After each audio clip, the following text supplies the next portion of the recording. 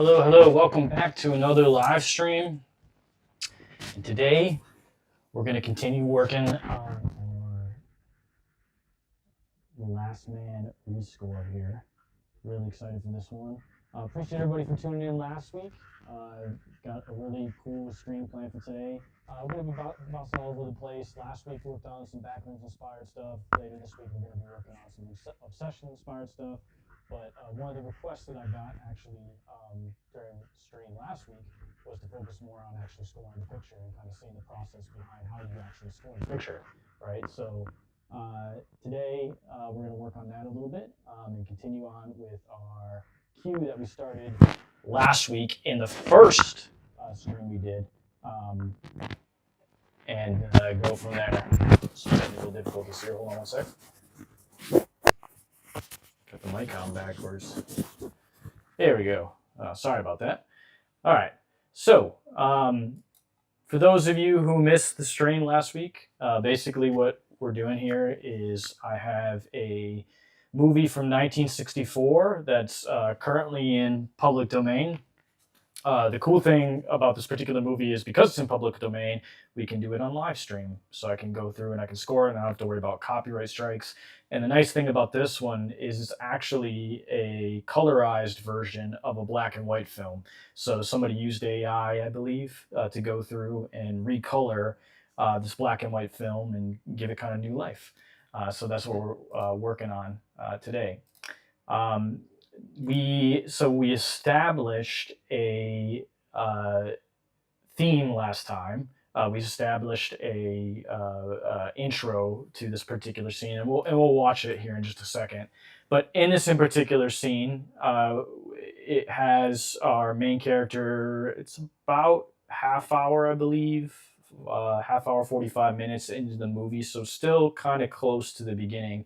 And you're starting to learn more about this apocalyptic world that this character is in. And so basically the premise of the movie is he is, at the time, what he thinks, one of the last people on Earth after this zombie apocalypse is happening. And it's an interesting take on the zombie apocalypse because it's actually a vampire-induced zombie apocalypse, which is very interesting.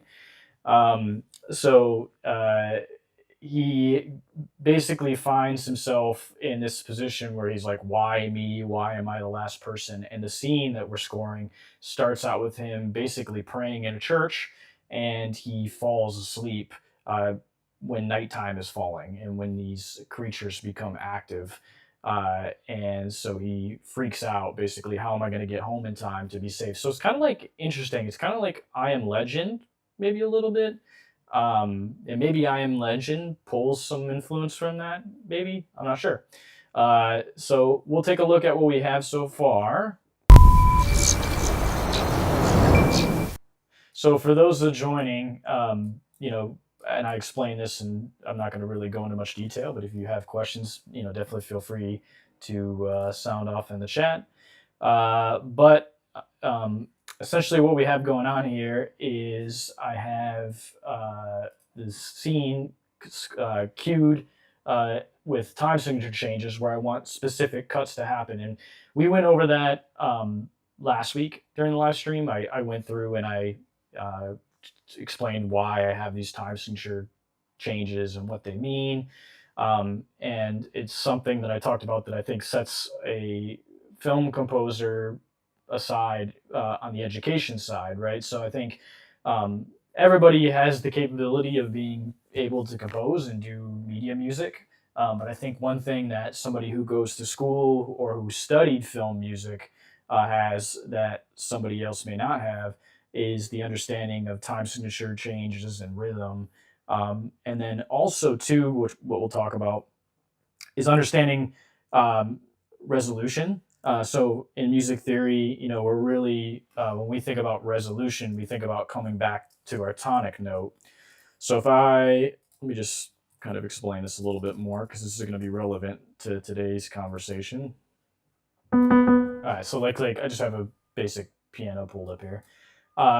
So for example, when we think about resolution, right, we may have a motif, and we may establish a certain key signature.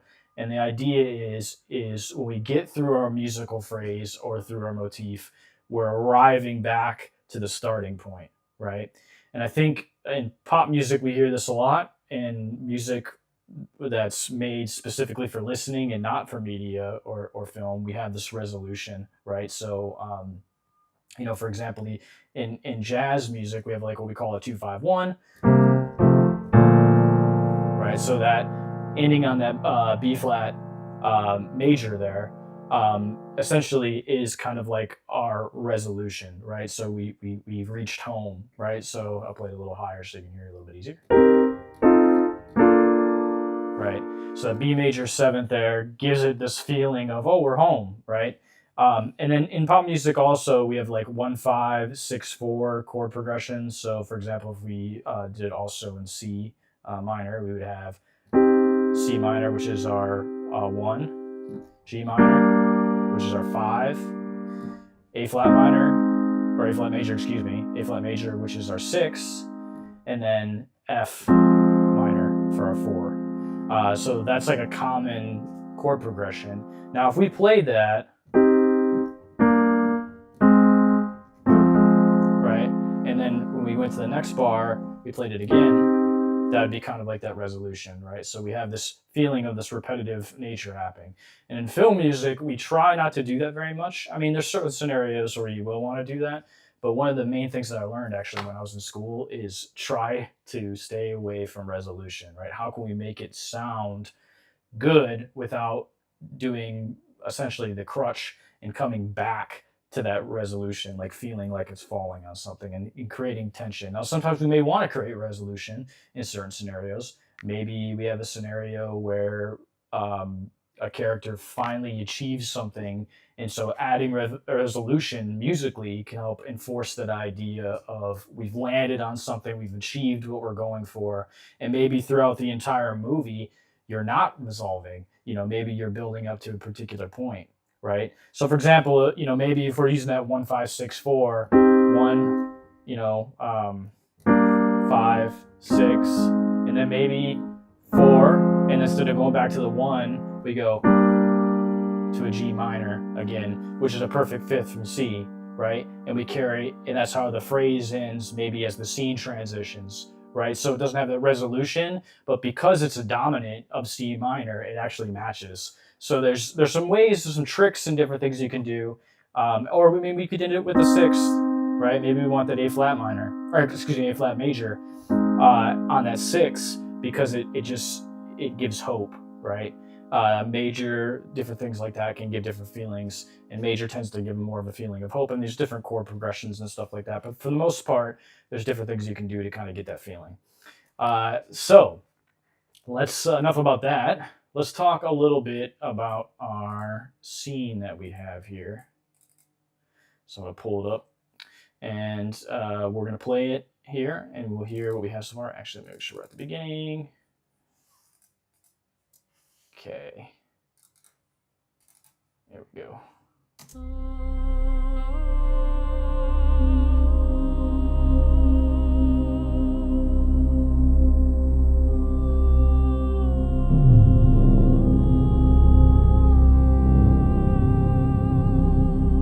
The sun's already set. They'll be everywhere.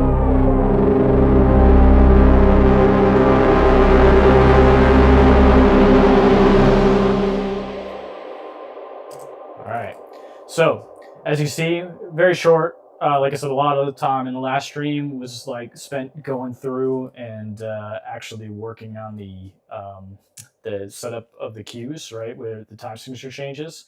And you can see this one actually doesn't have resolution, actually. So it's kind of what we talked about. You see this little buildup here before we have this particular change where he runs out of the church and he sees the zombie vampire creatures here for the first time. So we're going to score this section today. We're going to add some high energy drums. And I think the idea being, when I first see this, my initial thought is like taiko drums or big sounding drums because of high action. But I think today what we're going to do is we're going to try to keep it more electronic to match the cue and use synthetic drums and kind of set the pacing that way. Now, interestingly enough, you can see after he comes out, we have this camera cut here where we're switching from 5/4 to 4/4, which makes it easy from a perspective of us being able to add in drums that are more mainstream sounding, because 4/4 is a mainstream time signature. But what I want to do is I got to keep in mind that I have this 5/4 bar here because we have another cut at 4 that happens just right after. So I have it changing at 4, but it's actually about a 16th off. But I think because it'll be okay, because you can see the transition happens pretty quick. So I think because of how people process music, I think we can keep it as an even bar instead of trying to do a 16th cut, which would be weird. All right. So, now the interesting thing about this is even in the original cue, which I'll play so you can hear what it sounds like, there's not very many sound effects. It's pretty much all music.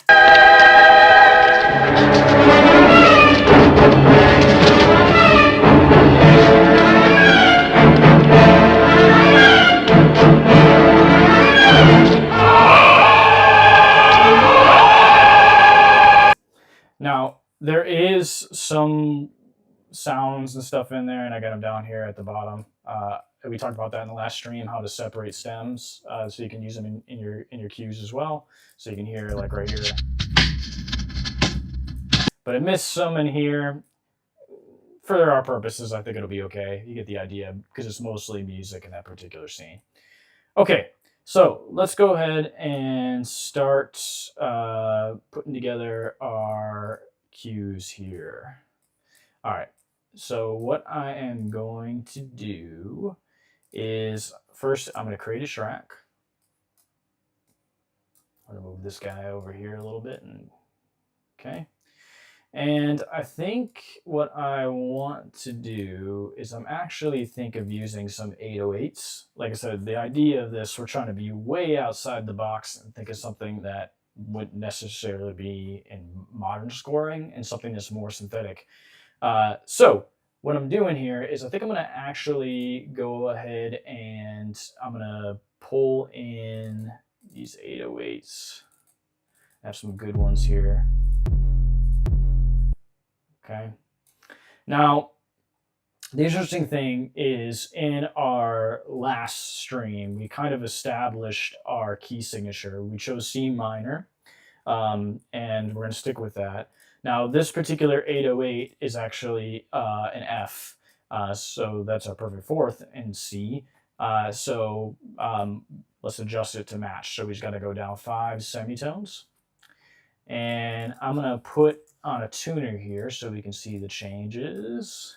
Okay. All right. So we have our first. And what I want to do is as this builds up, turn it down a little bit. We're going to do bum, bum, bum. And we're going to kind of add some energy to it.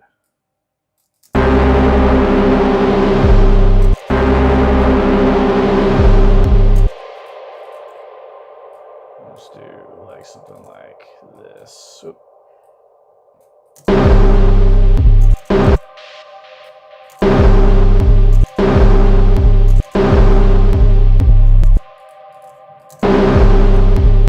I like that 16th swing. All right, and I'm just copying and pasting here. Keep that, and you see we're getting little click sounds in there, and that's Ableton has a tendency to do that sometimes with the bass. So I'm just going to do little crossfades here. We'll just copy and paste this over. Now it should get rid of those clicks. And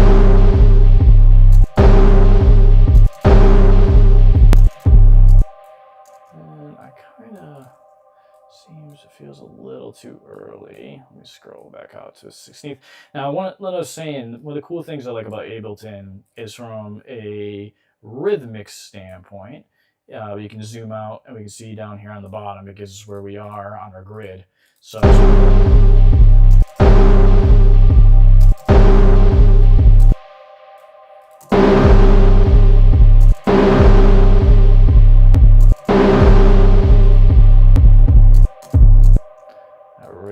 that.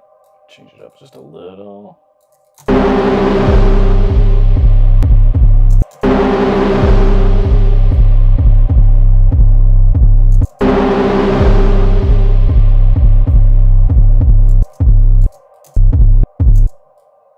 change this one a little bit. Rhythmically get some.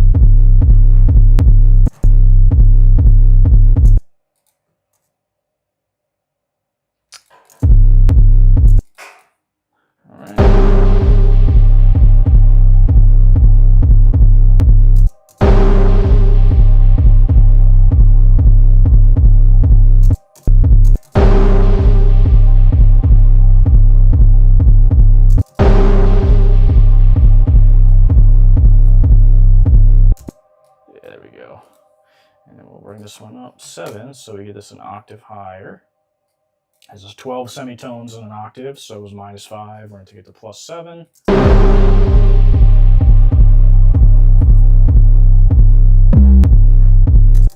then we're going to keep this one here too. Now I kind of like the way this one starts, so I'm actually going to take this, copy this over, and sometimes it's just a feel thing.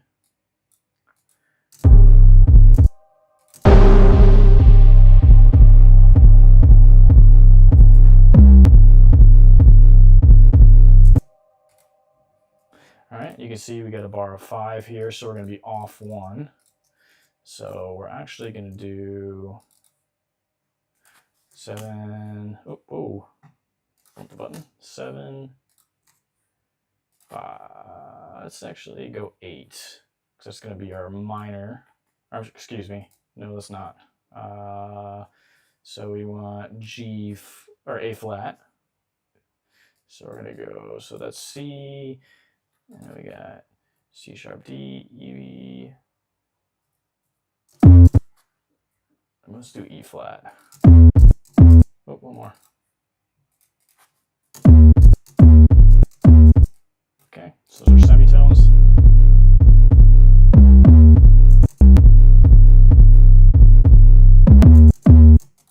And then we're gonna give it some change. So that kind of takes care of that 5/4 bar. Makes it sound a little more natural. And you can see we got a picture happen right here, so I'm kind of keeping an eye on that as it plays.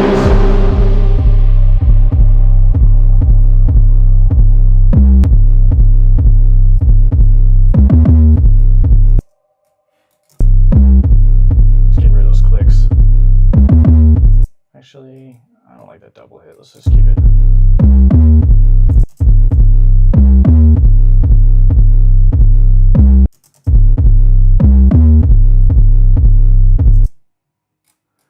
This one, okay, so we basically have 1, 2, 3, 4. So we have 4 bars. Even though one's 5/4, I'm going to kind of still treat it almost like 4/4, okay? And I'm actually going to repeat right here on 15. But what I want to do, I'm actually going to warp this one, and we're going to get this little pitch drop off here. We're going to use a pitch envelope, do pitch modulation on our clip here. And we're going to drop this down to 12. So we're going to kind of fall off.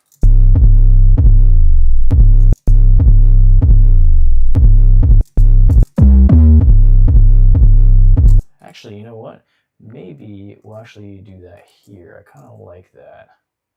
We'll kind of... And then we just have this...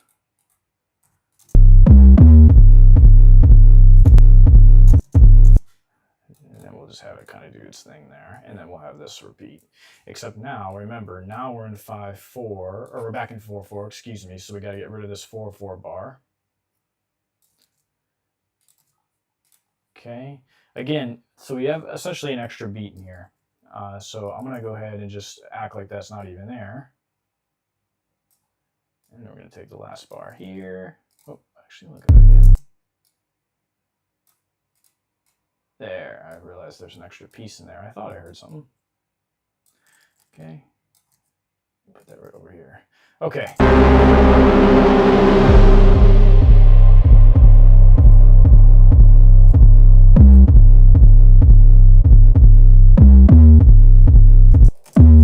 So I'm still not really a fan of that part.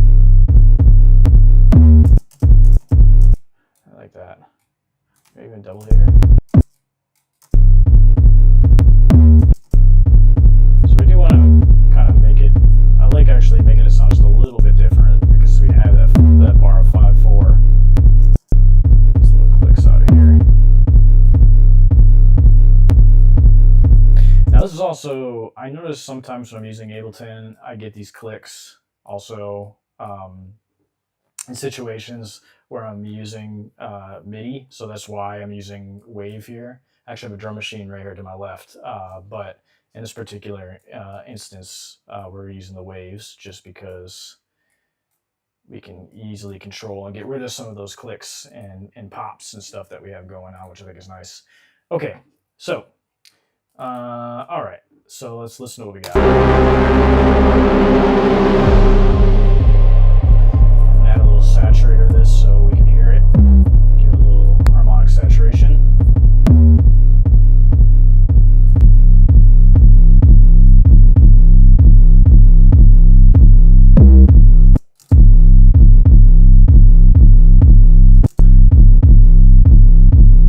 So actually, interestingly enough, this actually may work out better than we thought. Look at this. So I notice right here, he kind of stops. And right here, right, looks like maybe, so on the second 16th of the second beat, or what, 6/16 notes in, right after the 6/16 note of that bar, we have this change where he kind of gets shocked.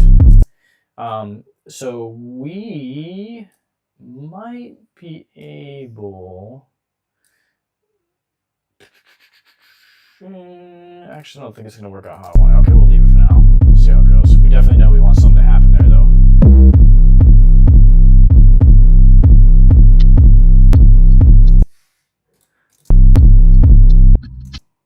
And I'm going to go ahead and raise this up.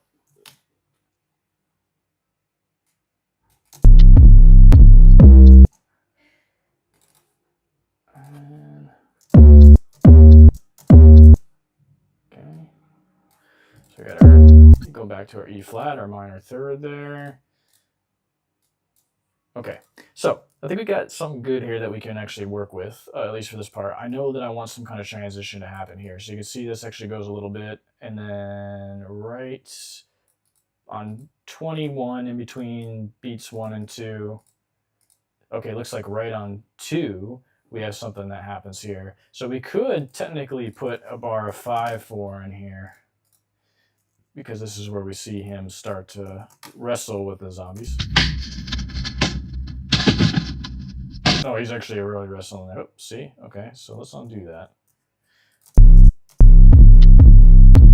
So right here, actually, we see him kind of enter the screen right here.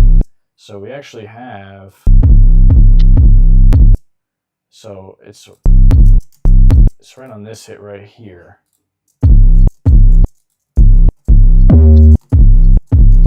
Which it's a little off. Are these all off? No, that was, I think that one was just off a little bit. Let's see what we got. I just want to make sure it is. So let me fix these because some of these are off just a little bit. That one's fine. That one's fine. It's fine. That one's fine. Okay. All right, so let me bring this back over here because this needs to be fixed. No wonder the intro is still something.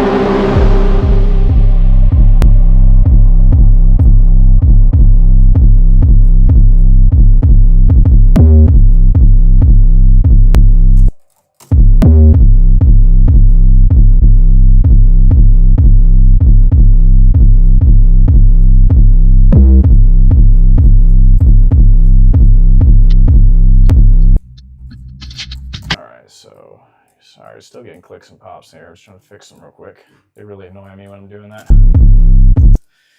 All right, so.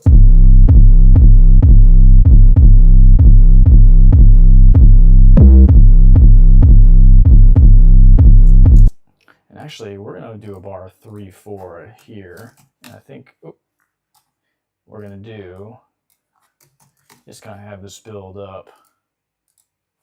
Because he's getting in a fight here. So let's see what we got here. So actually, I need a bar 2/4. Because that's when he actually starts to fight. And then we'll bring something in there on 19.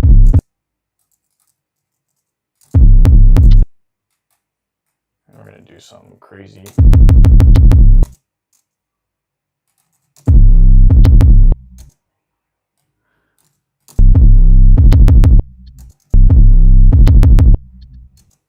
So, because we can see he grabs on right there.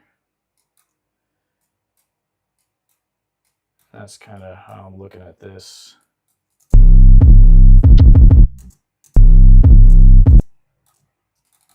Actually, I'm going to do some cool little drop down here. I think we're going to do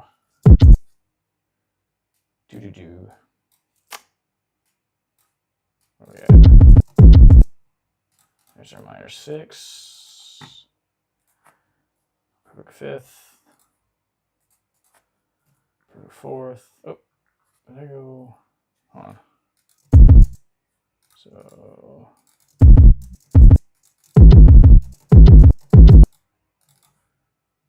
3. So yeah, that's right. And then G, and then F, which is going to be 0.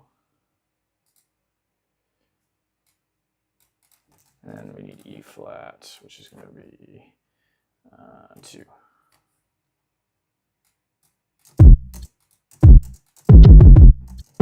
Now we're getting some, it sounds like maybe right here. Yeah, so we get rid of that. That's from our sound effects from the actual movie. Different keys, so we gotta make sure we keep that in line too. Okay.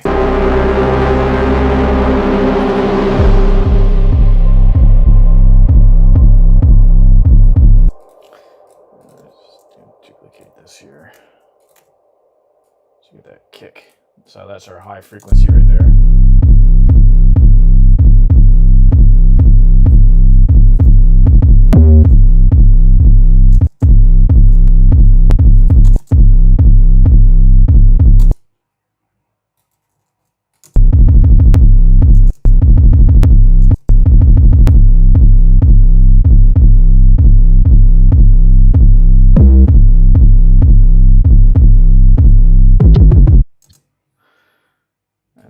So that is going to be a nice little change up there.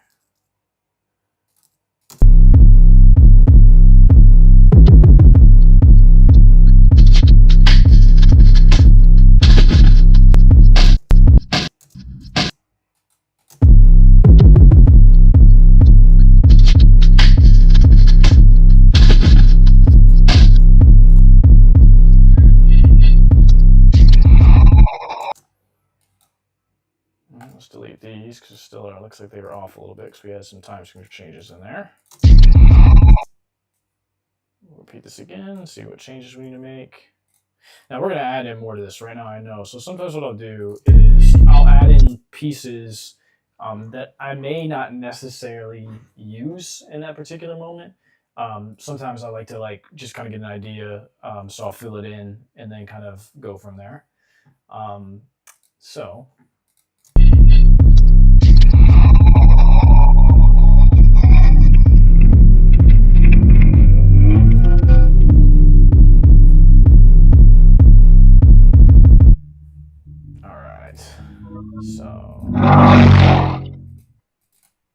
okay.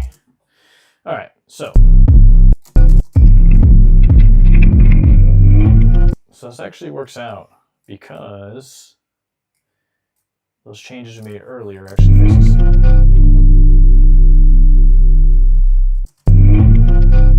we're gonna have the energy kind of stop there as he drives away. And this fade out. Now we're gonna put other instruments, like I said, so don't worry, we're getting there. We're not gonna leave it just like that.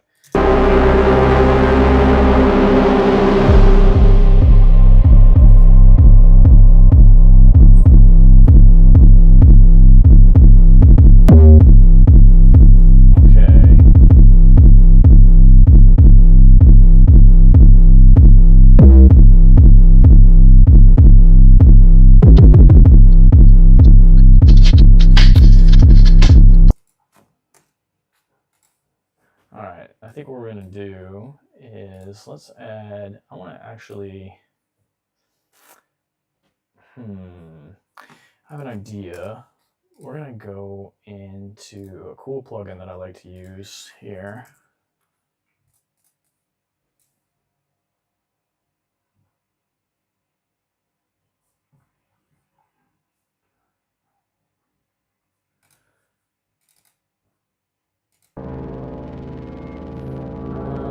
Actually, I was thinking about using dystopia, but I think I'm gonna stick with. I'm gonna use damage instead here. Okay, let's see what we got. All right.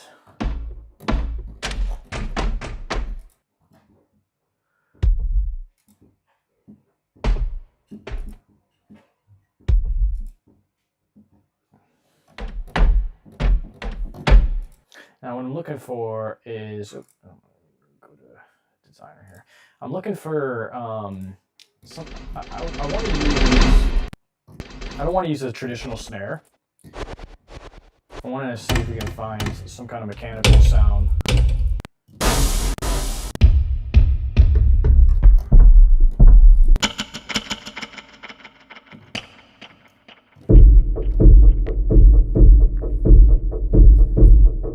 Sounds kind of cool. Let's see what we got here.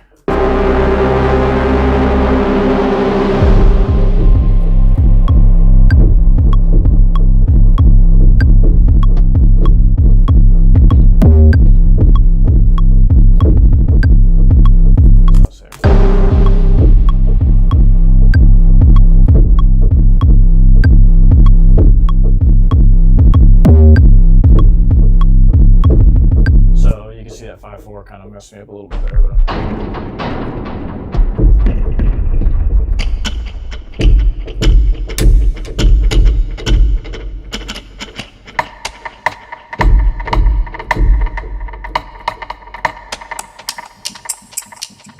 so we got.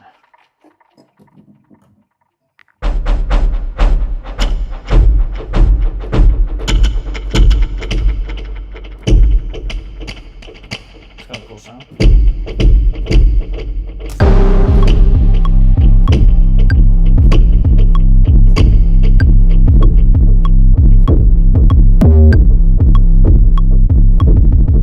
Alright, so again, I'm just trying to get an idea.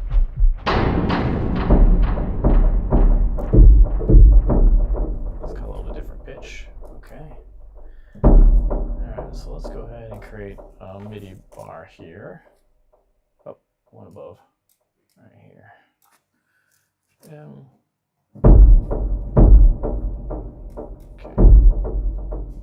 I'm gonna put this on the 2.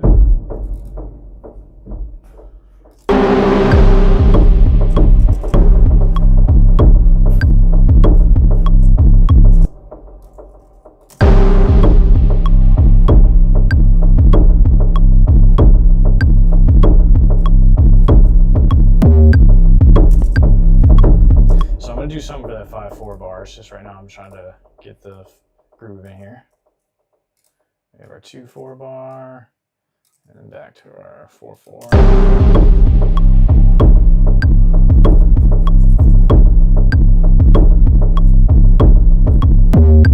Okay, and we're gonna cut the lows out of this.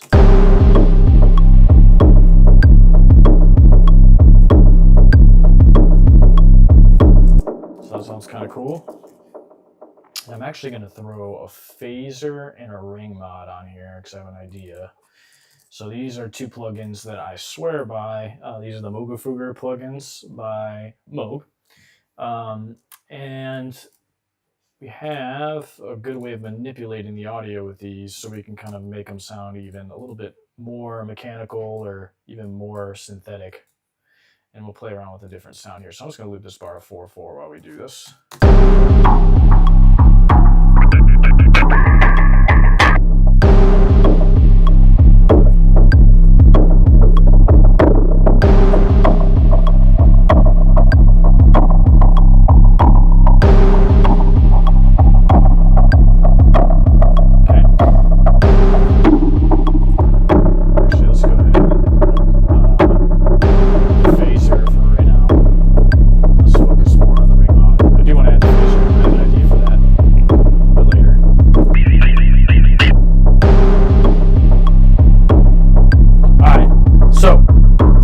Got a cool effect on here to kind of give it some groove, right?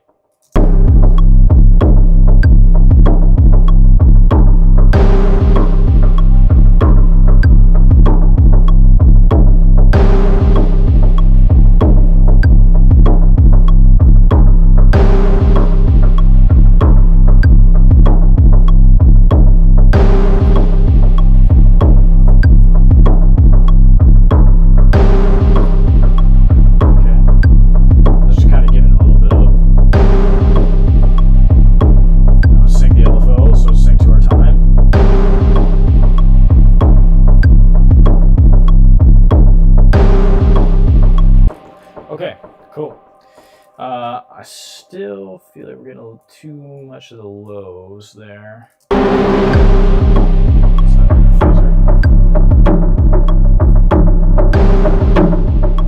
trying to make it sound more snare, right? Or drive back, or bring back the drive.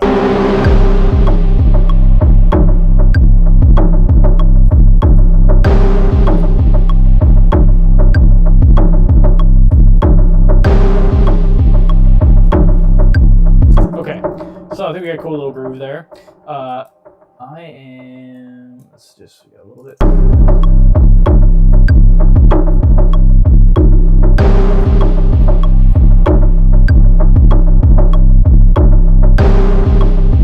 Okay, so we got this bar of 5/4. So let's go ahead and just kind of.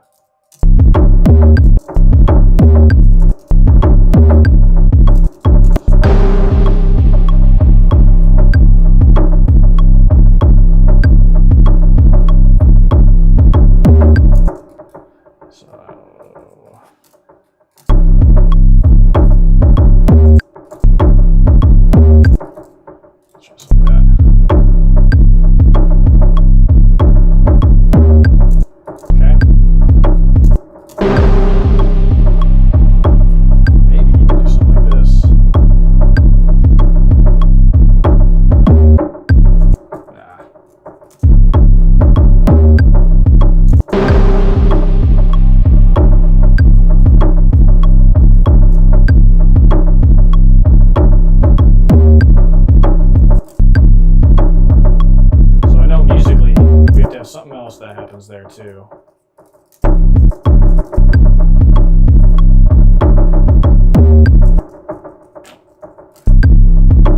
like the way that feels.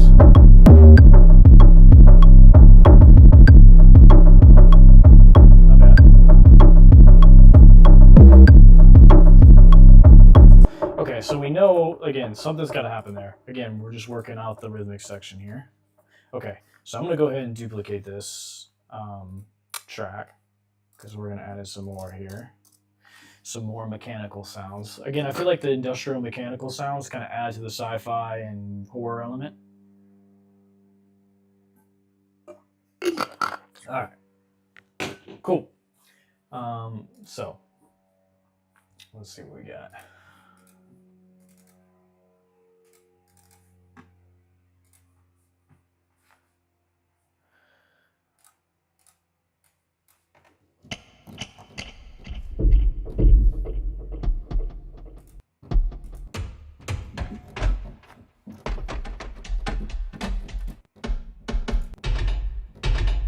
Let's go to Loop Designer actually, because this will give us some loops to play around with. Maybe something like that, right after that bar of 5/4.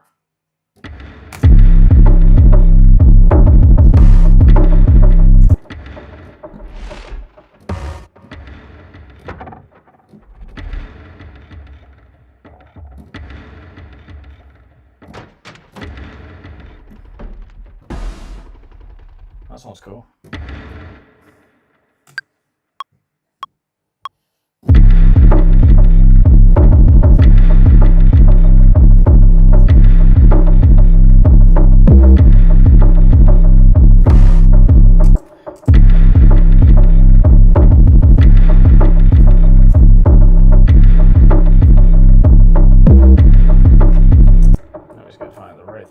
Phrase with, because I feel like it needs to have some kind of change. So again, it's kind of like making a beat, right? So essentially in this particular case, because it's in 4/4 and it's a chase scene, we can really get creative and do something unique that's kind of outside the realm of scoring to picture, I guess. I mean, even notice to picture, but it allows us to be more creative and more free.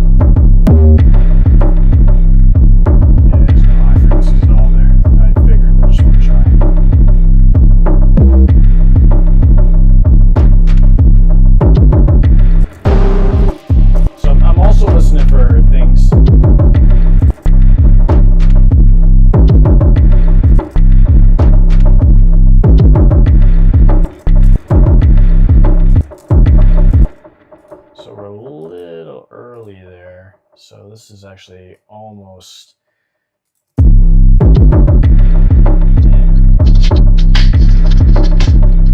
I might go an extra 16th there, maybe. I mean, I think in a scenario like that, I would maybe send it to a director and see if there's something that they would notice, because it's a little early. You see it comes in just a tad bit before, so right on our downbeat of 19, you can see he's not quite interacting yet. So, I mean, I don't think it's that noticeable, so we're just going to run with it.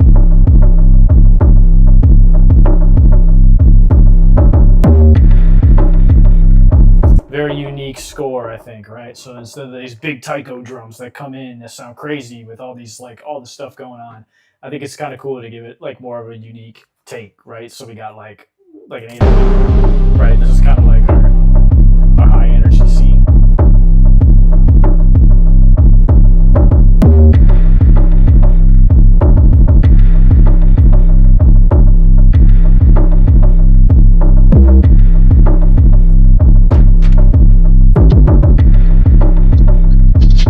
Kind of like this hard hitting, like really cool, like 808, like groove going on. It's like our chase scene instead of like this, like epic taiko drums. And I think it matches really well given you know what's going on in the scene. So, anyways, all right.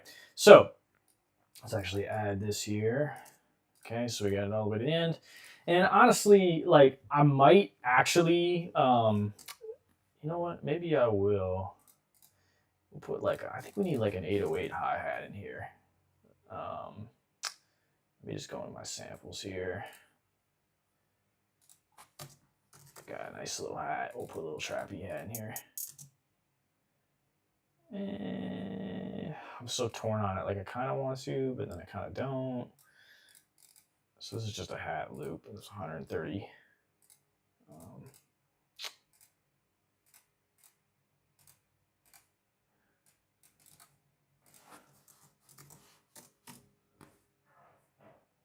Let's see. Actually, isn't it 130? Oh, 140. I thought I saw it wrong.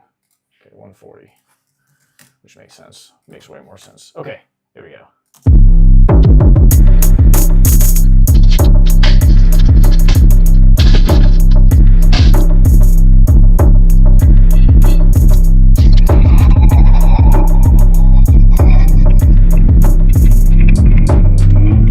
Actually, so I actually kind of repitching this here.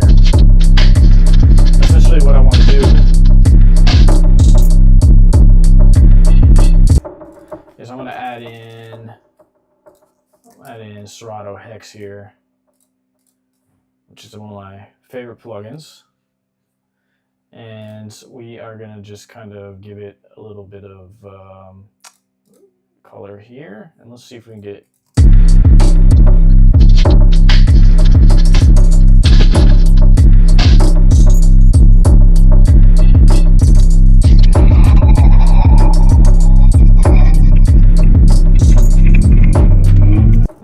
Just kind of chop this up.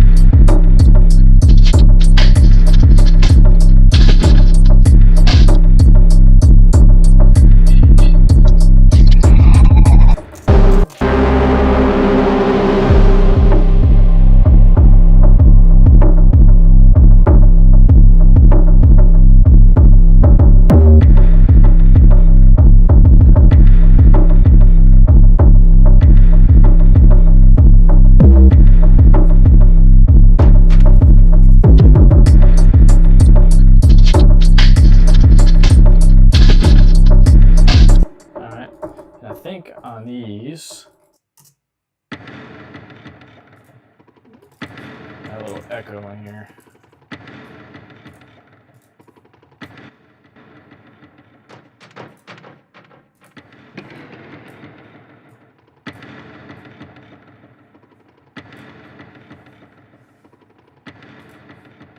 All right.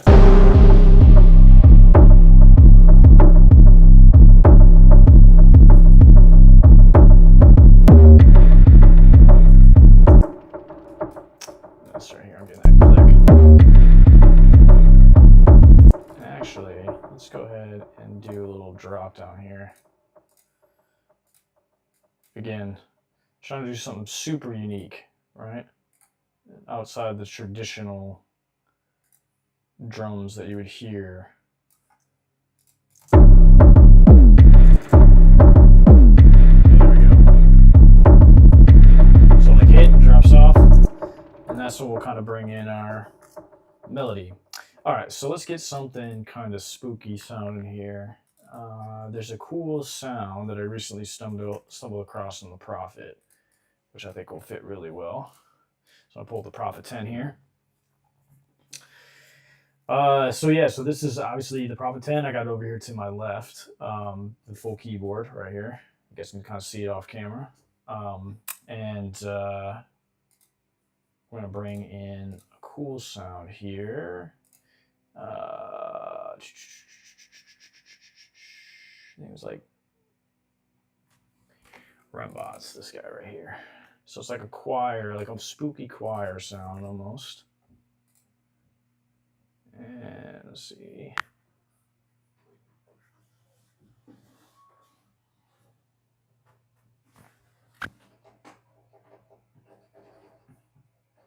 Okay, now we're not getting any sound, so what is going on here?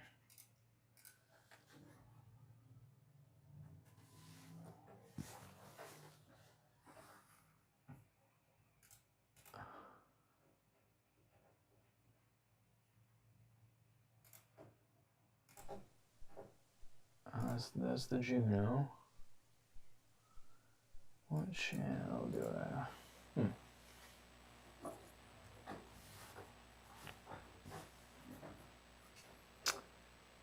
Sometimes the Prophet likes to be a little difficult. I noticed that recently. Let's actually get rid of the plugin here.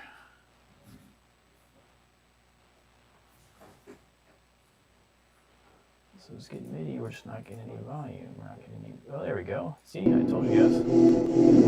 Okay. And we're gonna control from the keyboard here. Okay. We're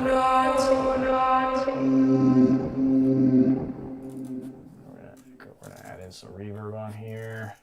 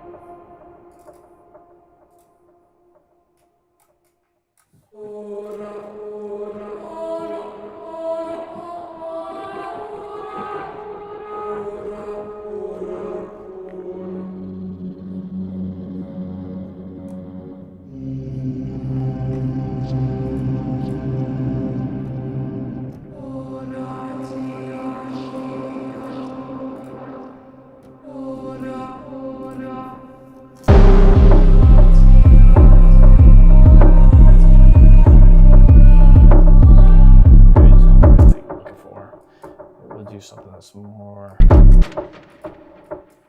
Let's go into a rolling cloud here. I do like that, but I think I'm gonna need something a little different at the beginning. I don't want a choir sound.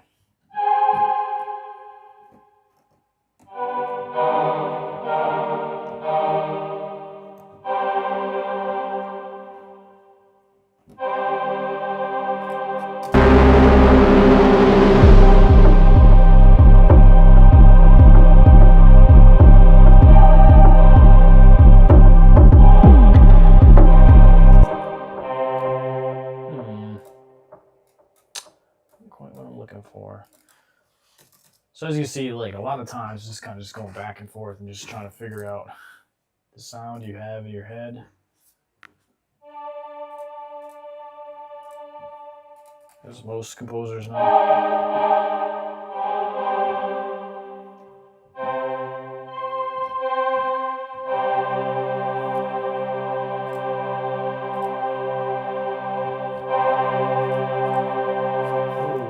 just replaced the wrong thing. Great.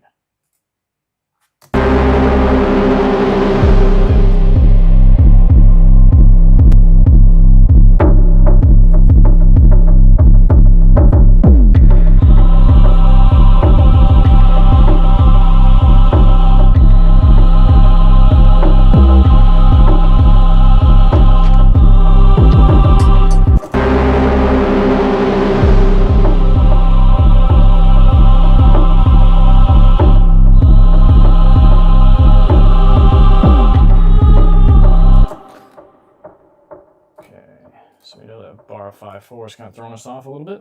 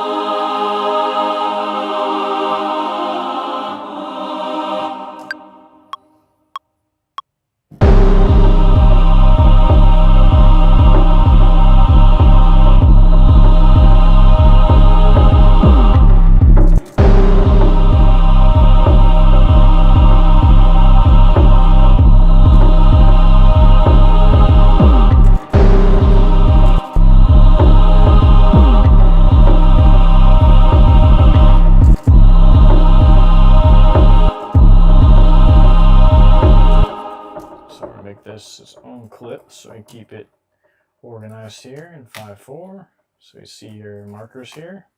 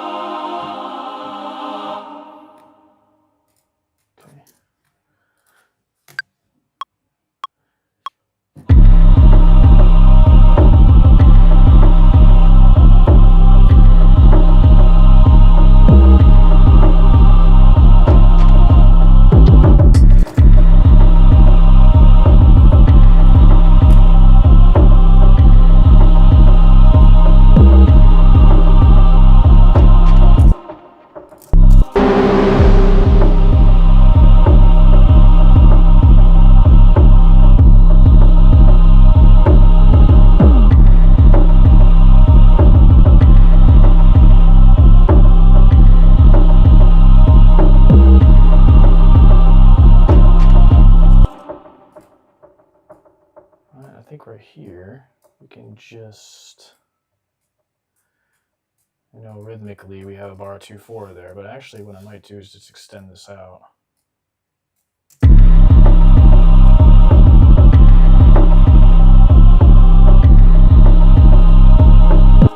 Make it sound more natural.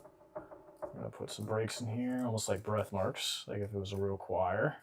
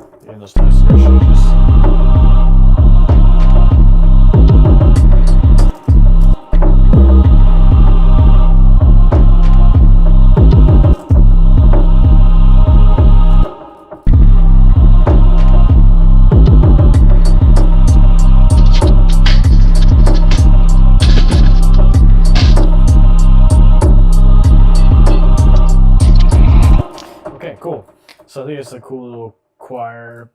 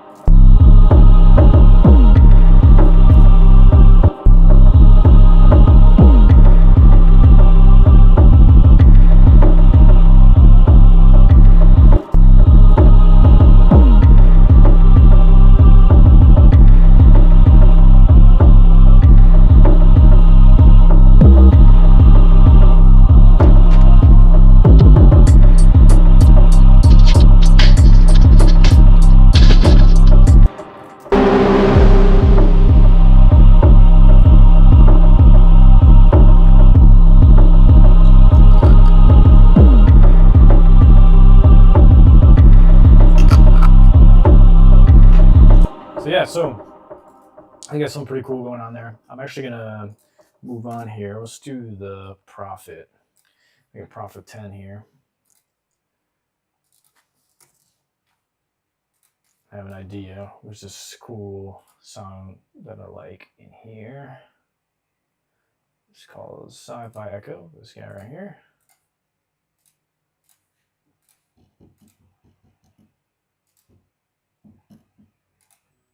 I'm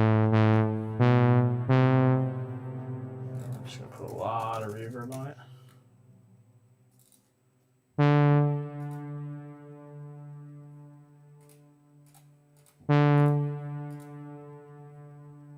Make sure I put on the right channel.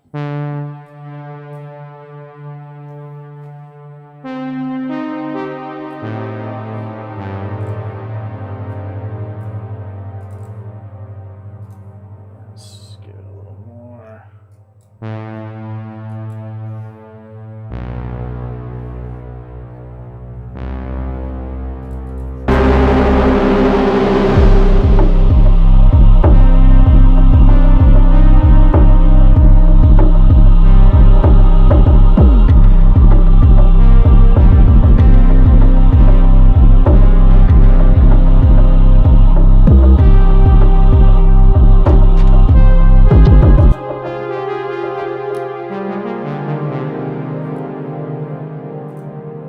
Dial back the reverb just a little bit here.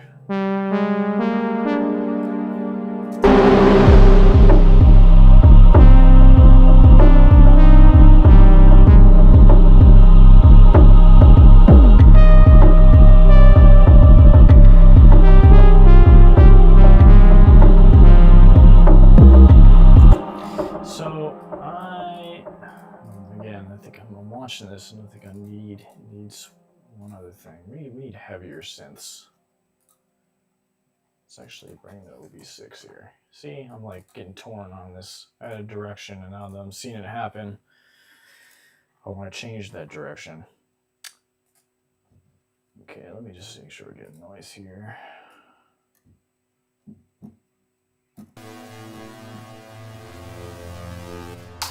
Yep. That might be cool for our little snare part here, honestly.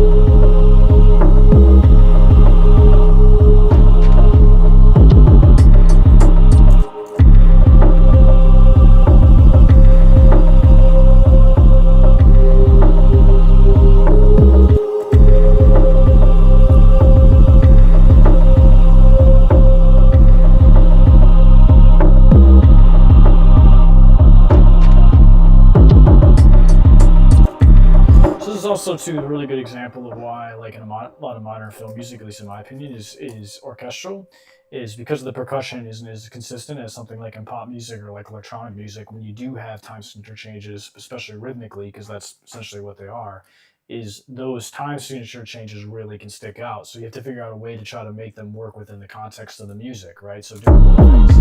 Like I think we have a good start here. Matter of fact,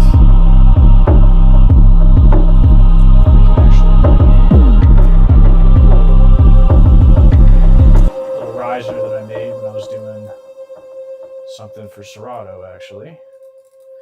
And we are going to bring this in right before it kind of fades into this here. There we go. Okay.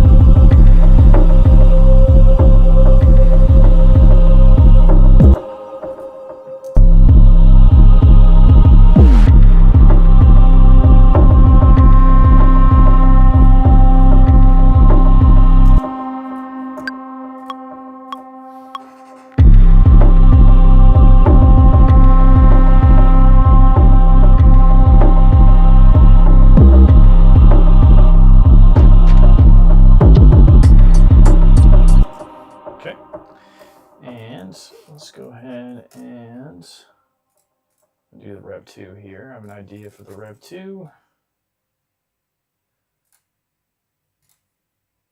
And John Carpenter this up a little bit, just like we talked about on the title.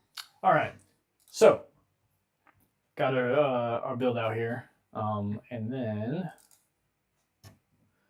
bring in this arpeggiated sound.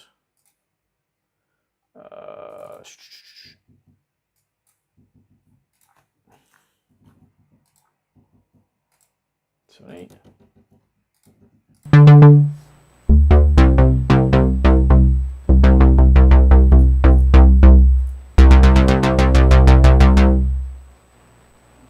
Let's go in here.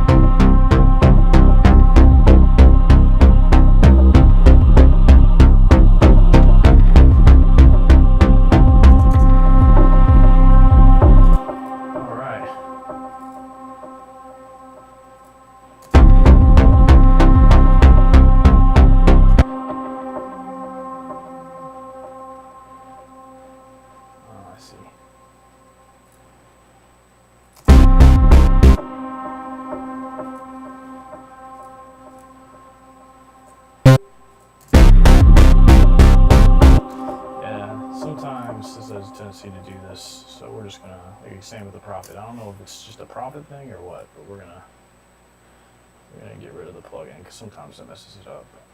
As you can see, I was just changing it and then it wanted to act groovy. So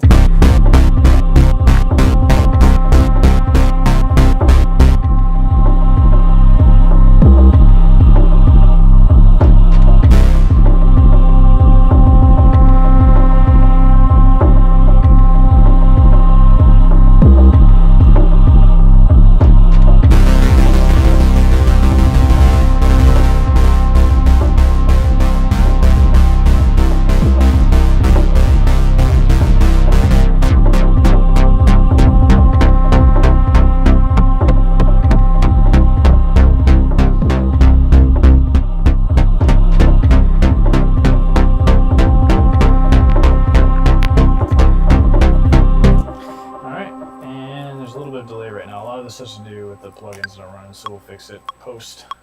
Oh, I see what's happening. It's got a Rev 2 open up here.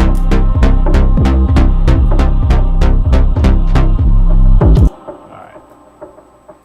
So let's go in and fix this. As you can see, look how off it is. Oof. I think I was getting confused because I had the other one open and didn't realize it.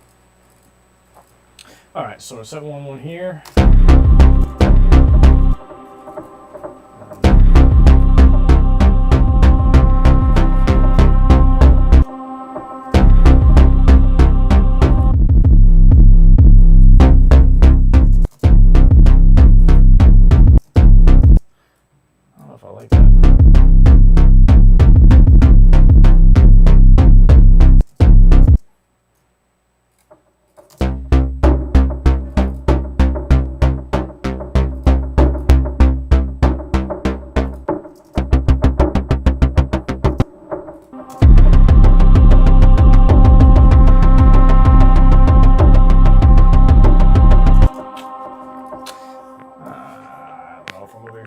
To be honest with you guys, let's see. We'll try to take it up, but I have a feeling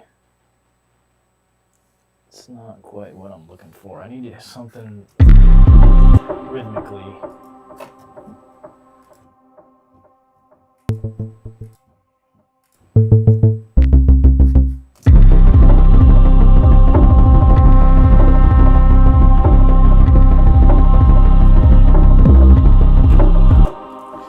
Too much going on with that 808, and we should just kind of leave it how it is. All right, we'll come back to that later if we decide anything. Okay, so let's hear what we got from the beginning.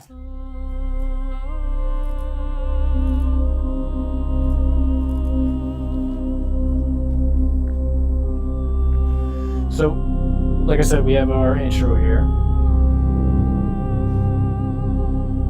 The sun's already set. They'll be everywhere.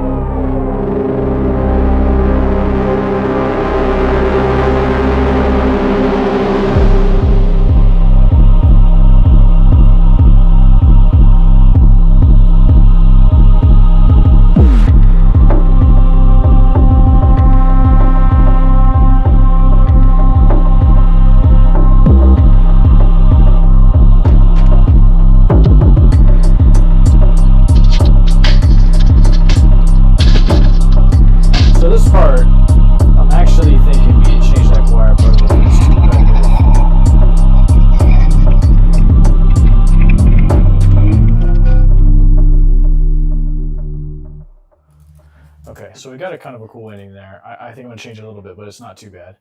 All right, so let's see what we got. So I kind of want to change this. Something different has to happen here.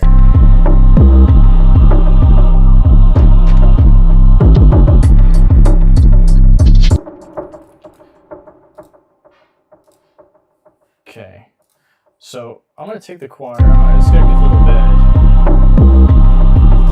But I think we can change it here. And I think it'll add to it. So let's, I'm gonna go in here. There's a cool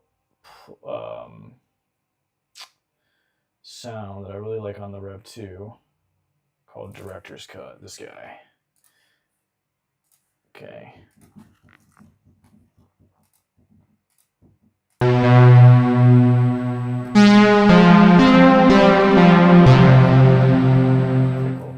Okay.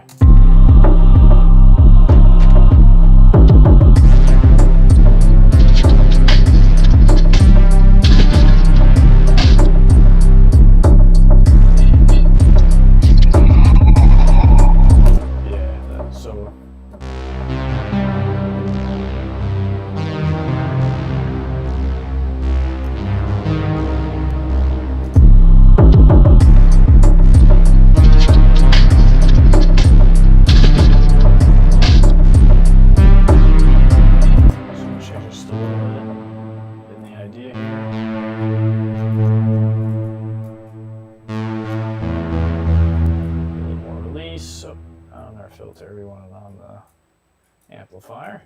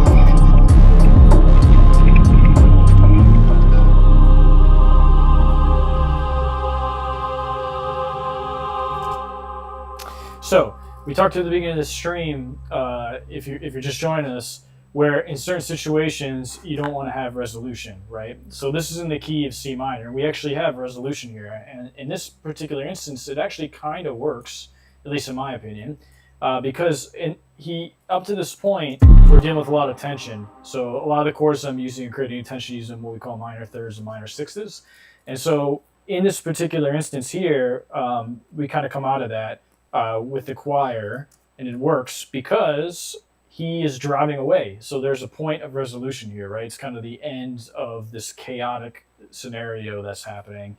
And I feel like the choir is really fitting, as we discussed in the last episode, because he's in the church.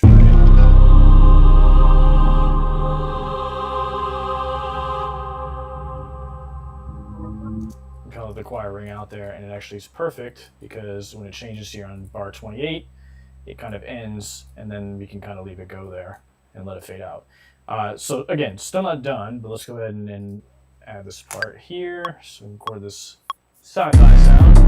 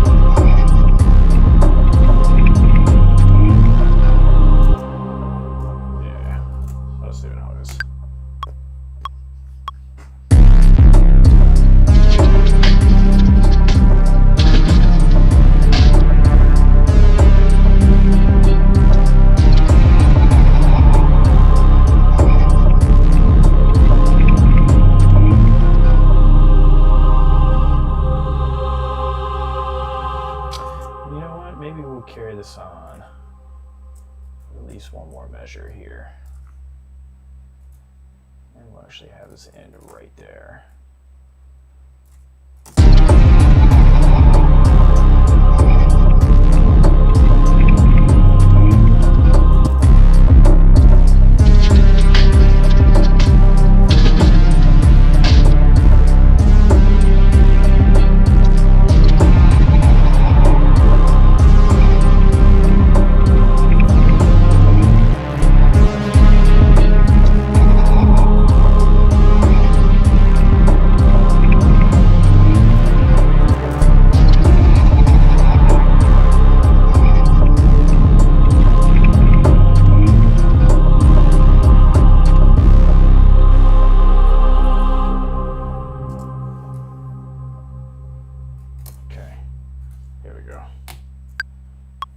Down.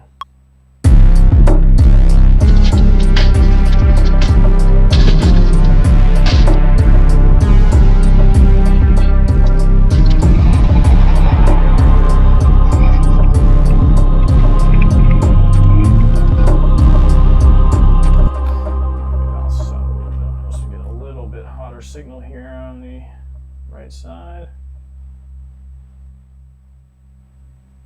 Okay.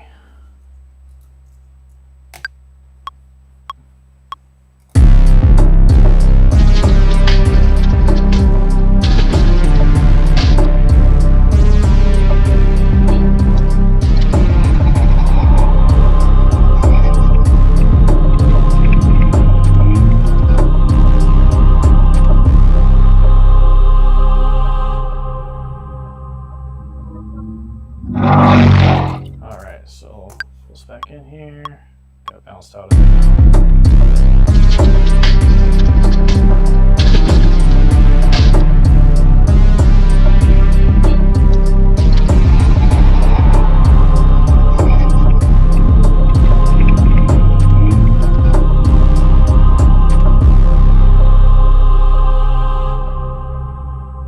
Nice.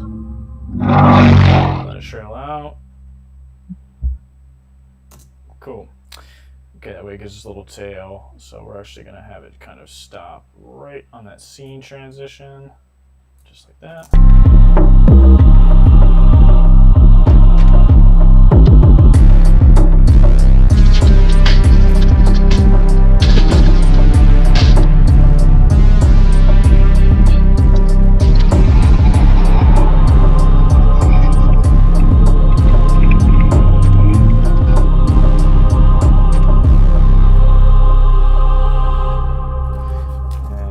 Basic mix here, some these sub frequencies.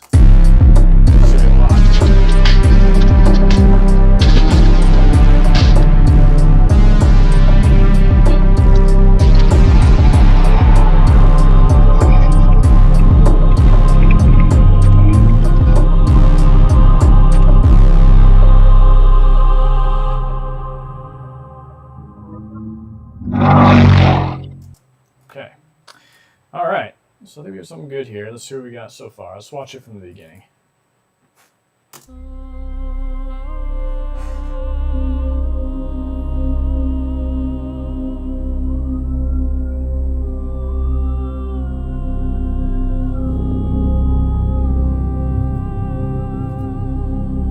The sun's already set. They'll be everywhere.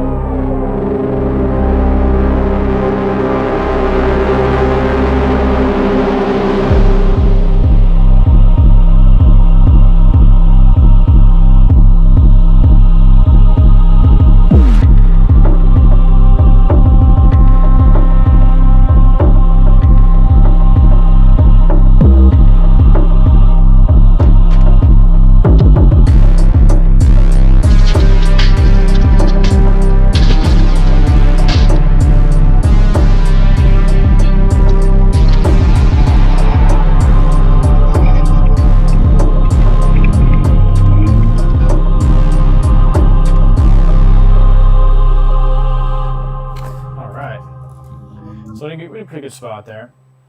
I think this definitely needs a mix. But okay, cool. So I feel like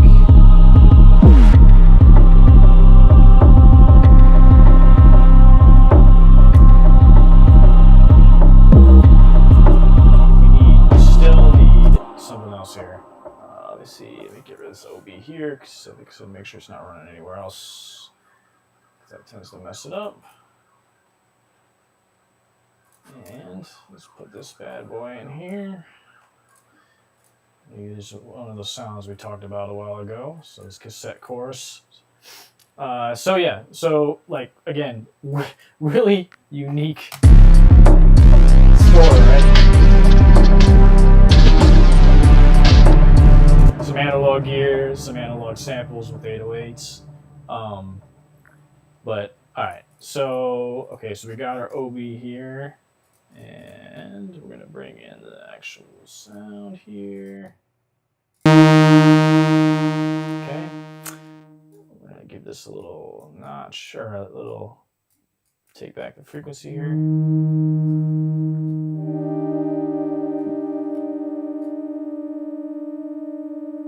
Bring up our sustained decay so the sound stays with us a little longer.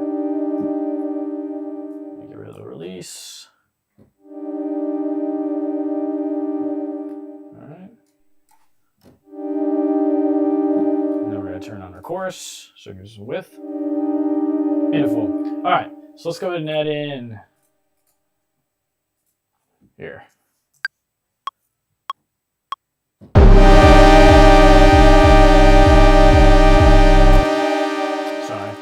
Doing that. Hold on. Give me a sec here.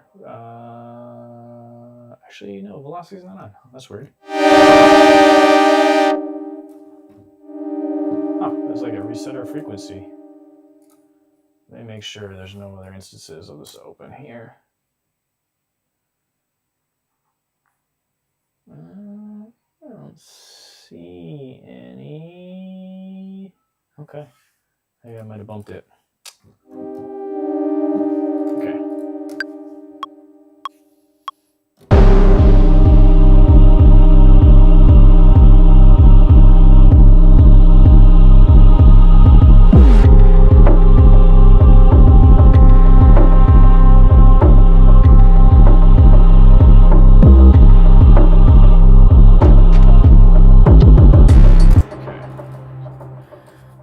Bring this over a little bit. Get rid of that 5/4 bar.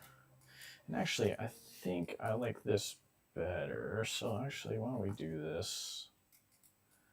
Give this so 4/4, 4/4 here, and then this is going to be 5/4.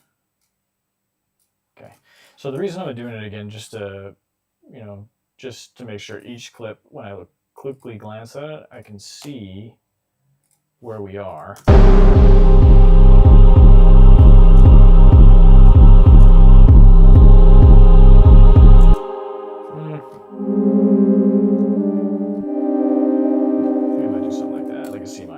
Okay, let's try this again.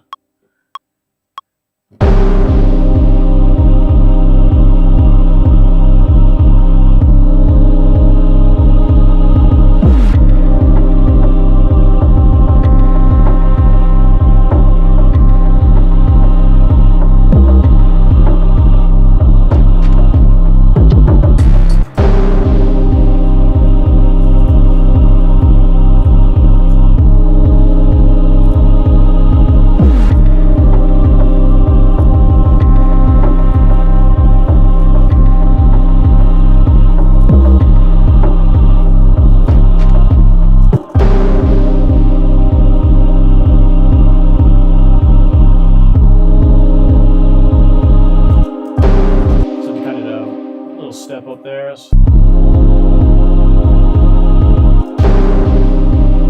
Might not change with the choir. I might just keep it.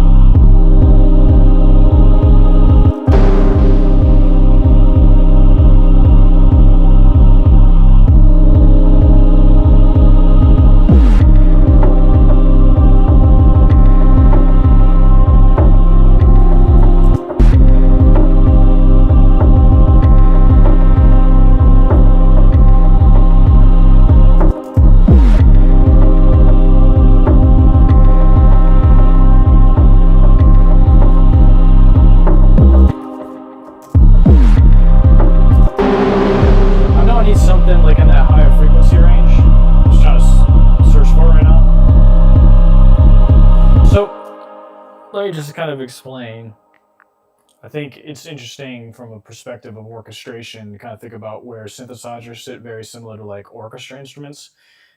So with me in particular, what I'm trying to do is I'm trying to think about the balancing of all the instruments and how they kind of work together, right? So like I know that I need some higher frequency instruments in there. I know I need something that kind of balances out the top end because right now it's like super mid range. So I'm trying to find something.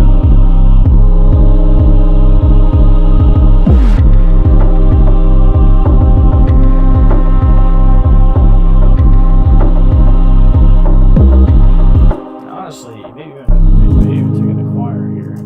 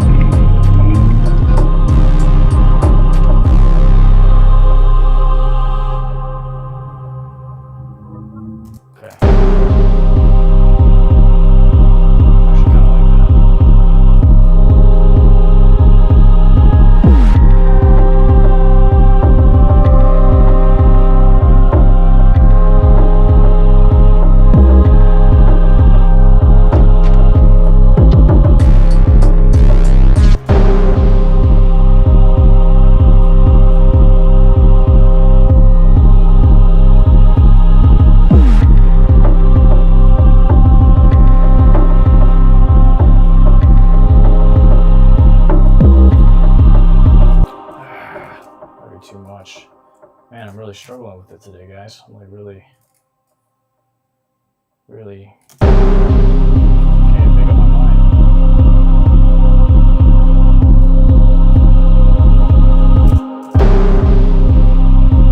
So like even compositionally, a lot of times I don't know what I want to even do when I'm going into it.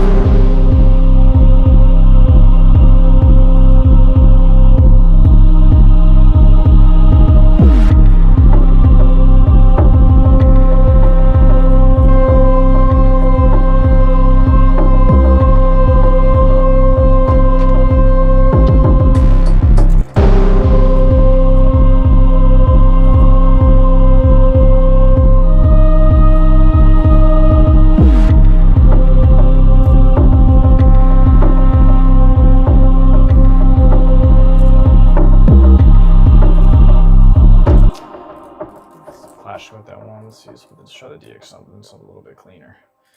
So this is the DX, the DX7. I have an idea here.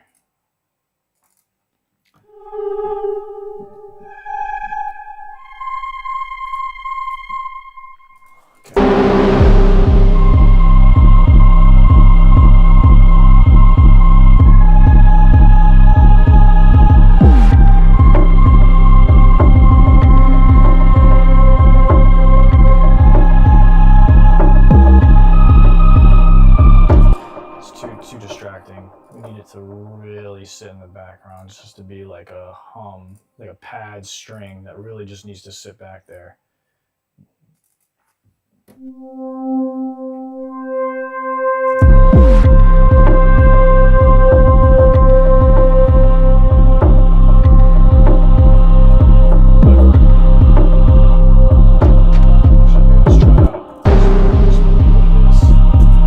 We're just making not meant to sound acoustic. It's a synthesizer, so we can keep it sounding more synthetic. No worries about breathing or anything like that, like with the choir, like we did earlier. We don't have to make it sound realistic. Oh, Pro R. Okay. Oh, way ahead. Okay.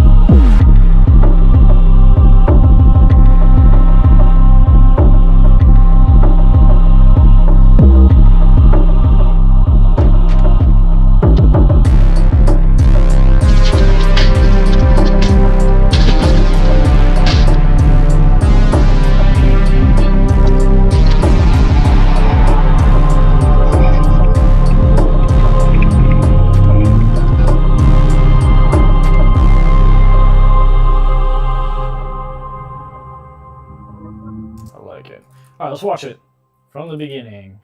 See how it flows so far.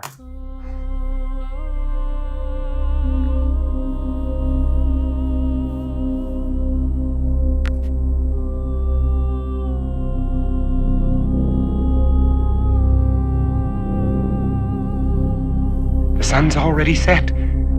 They'll be everywhere.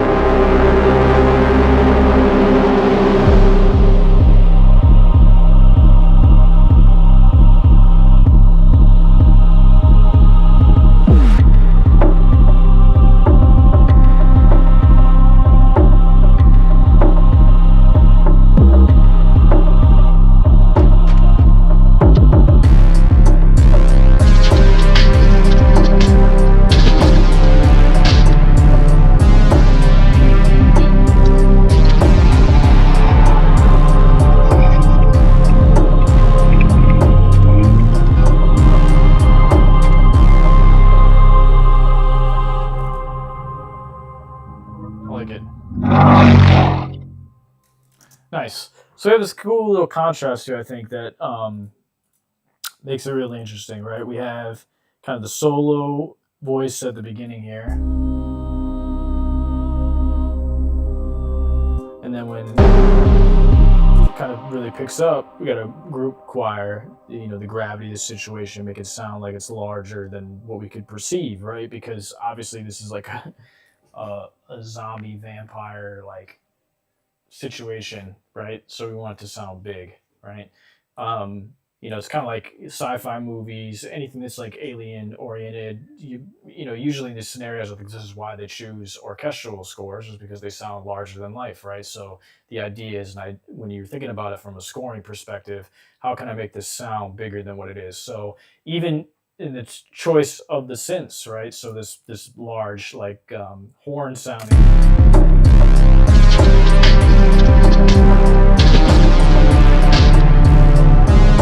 The cartoonage and the idea that like there's this big echoey piece that's happening with the choir that kicks back in, kind of gives it this feeling of being larger than reality, right?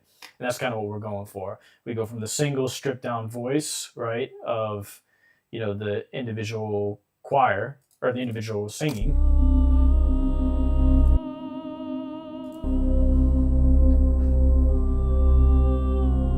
and again signaling he's by himself, right?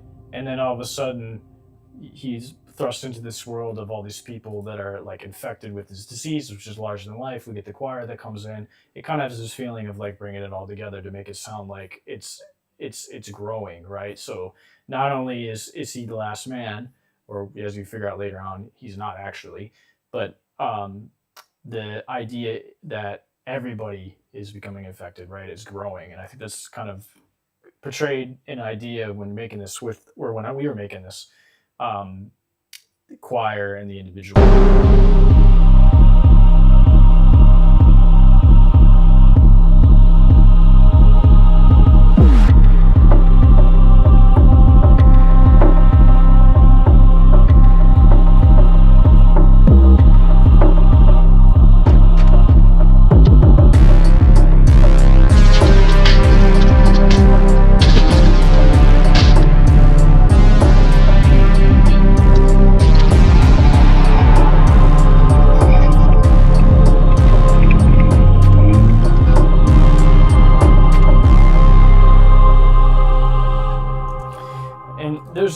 There is a part of me right now does want to like go and add more. Let's see if we can find anything else. I just feel like it needs something else. I think it's easy though to get stuck in this trap where you think it needs something and it really doesn't. Let's see if we can find, maybe there's a good preset that we can use. So this is the Prop 5, and this thing is probably some of the most cinematic sounds.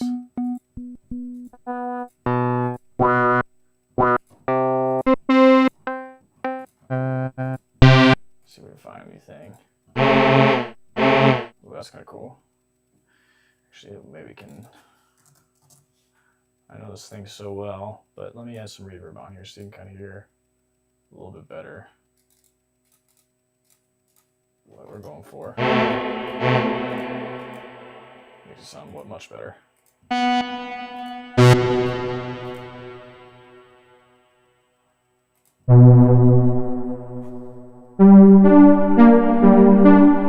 It's kind of vintage sound, so let's see what we got.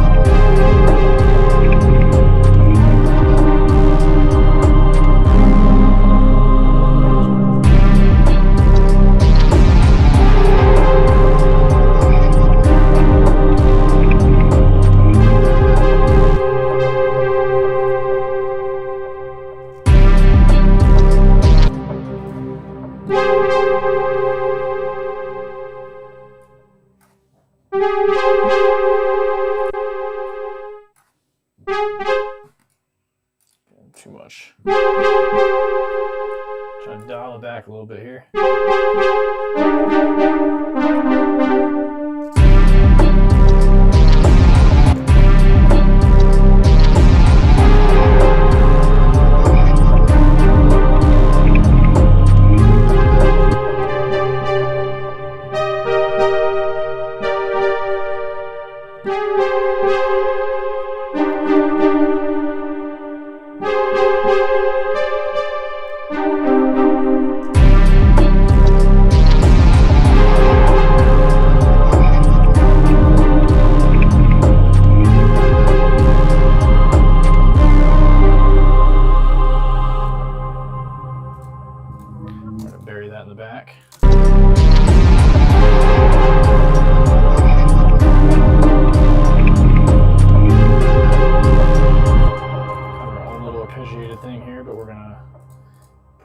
period, I think.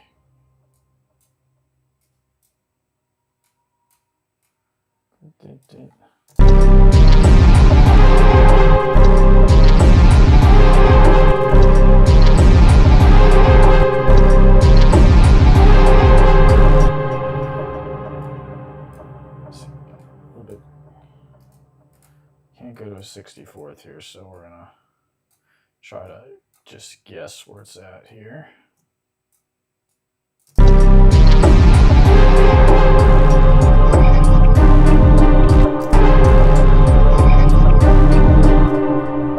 that, especially when we bury it in the background.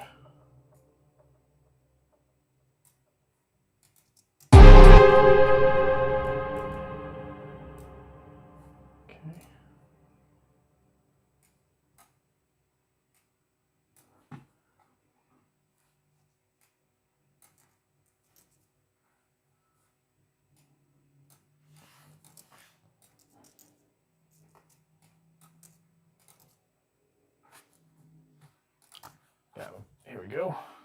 Nice.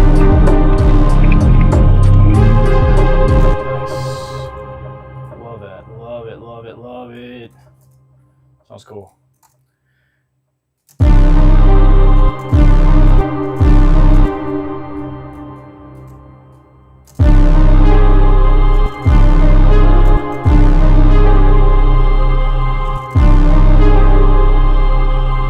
What I like about the Prophet 10 is it sounds like super vintage. It's probably my most vintage sounding synth. I feel like every time I hear it, it sounds like something from the 70s. It sounds really cool. Where that OB just kind of drifts an 80s sound. It's kind of like balancing the two out, right? So I think they really complement each other really well. All right, so let's go ahead and record this, and then we're gonna bury it in the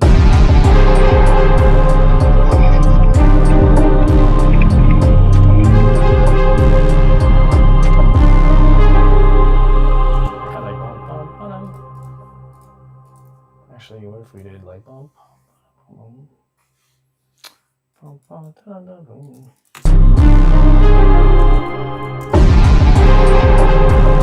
want that resolution because he's finally got away. As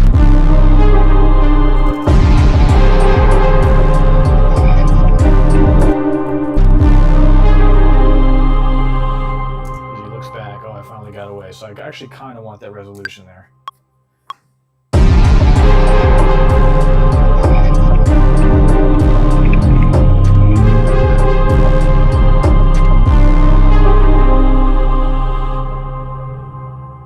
Boom. All right, so got a good little thing going here. All right, let's bury this. So it's gonna take some EQ and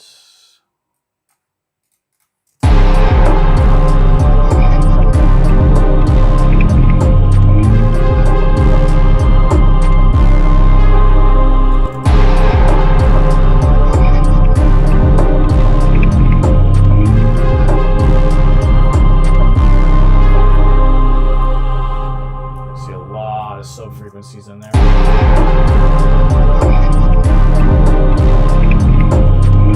reverb, so Ableton processes everything from left to right. That's why down here on the bottom this is important.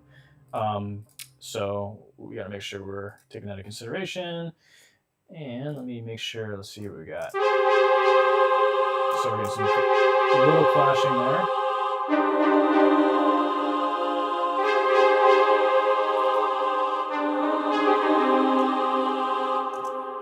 So what I might actually do is we're going to do some pan automation here and kind of have it go back and forth each ear. So let's start here. We're going to start in the right ear.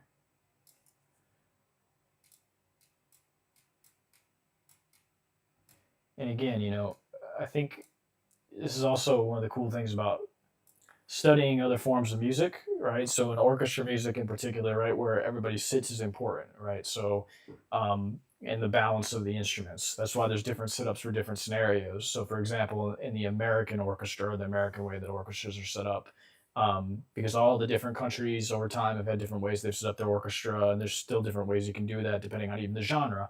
But for the most part, the most traditional setup is you have your violins on the left, and your cellos on the right, and your violas in the middle, and then your basses are usually on your right hand side. I mean, sometimes on the left, depending on the scenario. But the idea being that the frequencies are broken up in the stereo field. Now, sometimes in film music, they'll use the violins will be split up, violin 1 on your left, violin 2 on your right, to kind of create a stereo field because they're obviously in the same frequency band, right? Because they're both violins. So if you kind of take that into orchestration, I think synthesizers are the same way. You kind of have to think about where this clashes are coming from, and can I sit them different or seat them different in kind of the stereo spectrum, right? So using, panning is something that I like to do. We're just going to pan these back and forth here. Now we are going to get some probably a little weirdness maybe with the reverb, but let's see.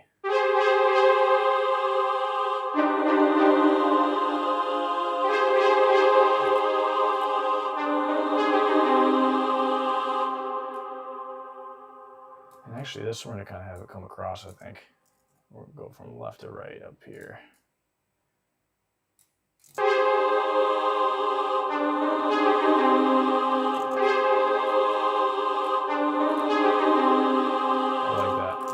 That. Let's see what it sounds like together. Yeah.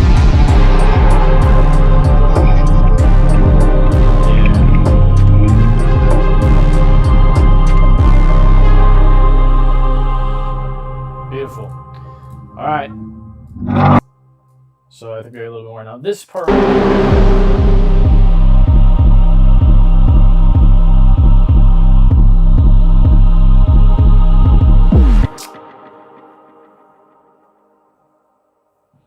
Actually, what I want to do right here. I have an idea. I don't know if it'll work. I kind of want to put a sound effect in here. I think of dystopia. I have one. I almost want to sound like, oh, you know what? I know what I could do. Haha. So I'm going to use Zebra HZ. I'm actually going to do this tortured metal sound. So I got this I'm going to have this cool drop off effect here. So if anybody's not familiar with this particular plugin, Zebra HZ, it's a collaboration between Yuhi Instruments and Hans Zimmer using the Zebra. I think a lot of people know about this, so I've seen it out there a lot. But this is something that's like a staple in my film scoring, setup. So we're gonna do kind of a.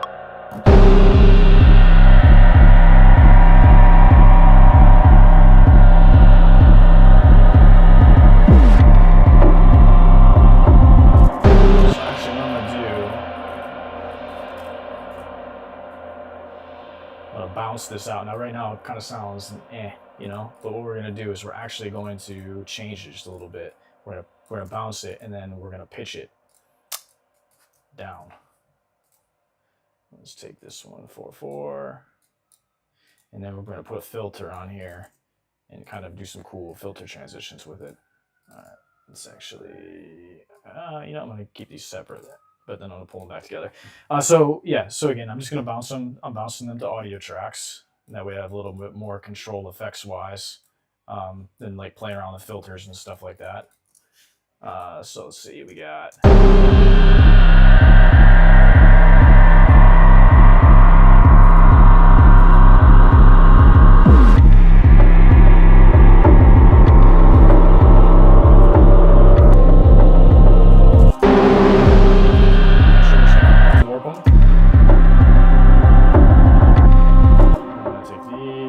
Crossfade them into each other.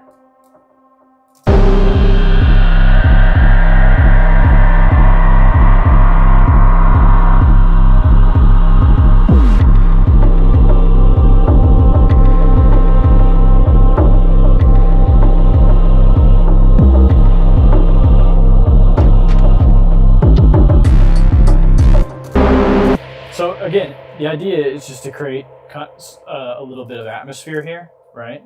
And I think of like old horror movies, like whenever you saw like a cemetery scene, you had these like cool like fog scenes, right? Where like there's like this fog element.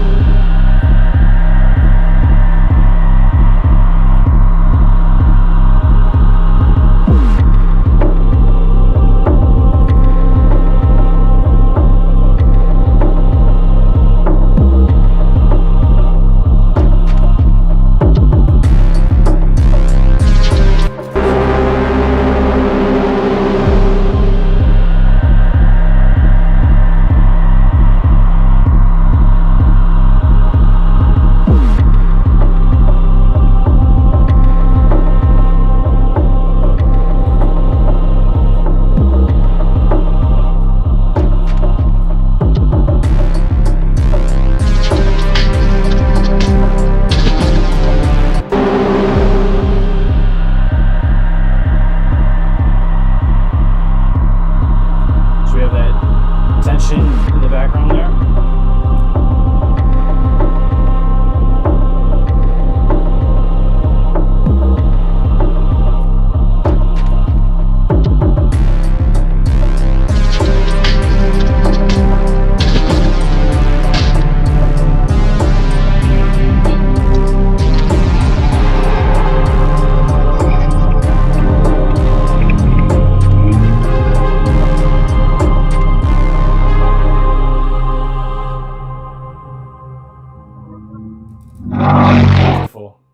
All right. Yeah, I think we got some around some here. Turned out to get a lot better. All right.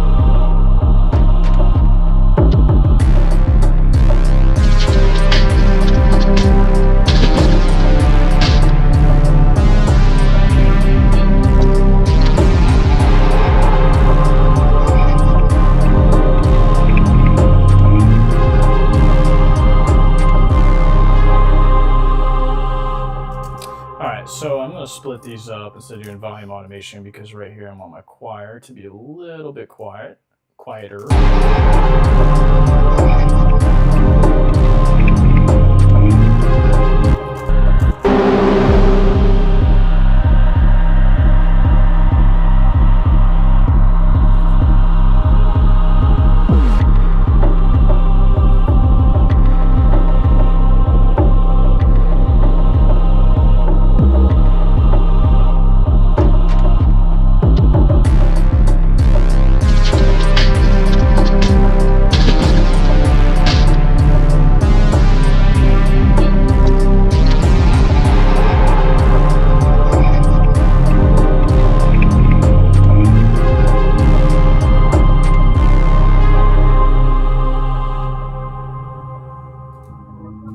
Okay. All right. So I think that's where we're going to stop for today. Let's play it from the beginning one more time, and we'll hear it, and then we'll call it a stream.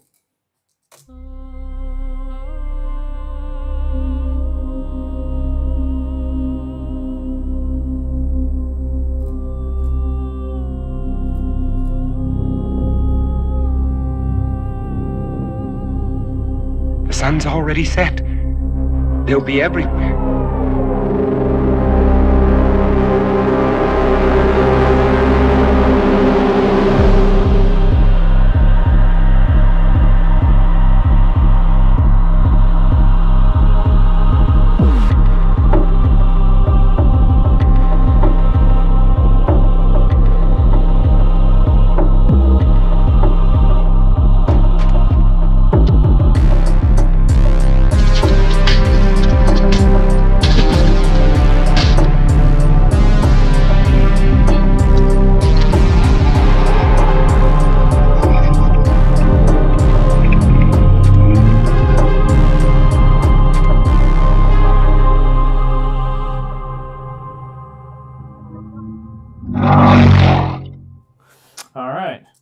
Cool.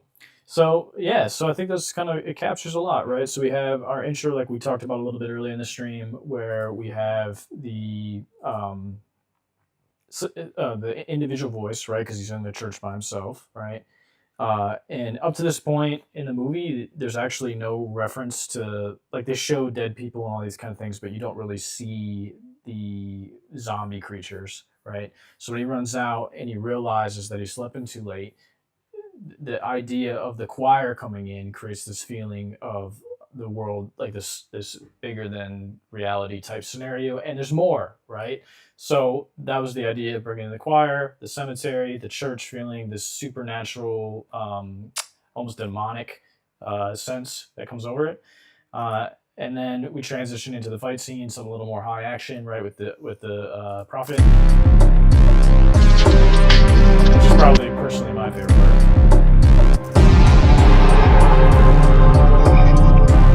He's barely getting out of there.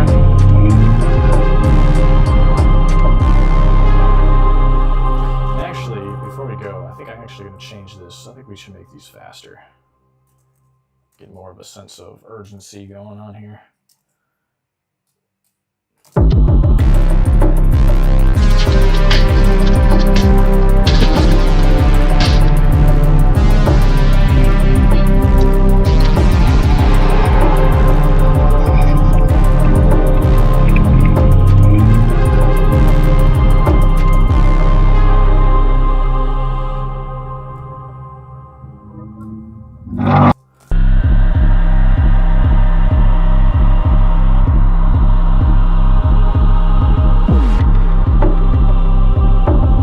Again, the idea here being to stay away from the more cliche, like taiko drums, you know, like the stuff that you normally see in these fight scenes, and try something different.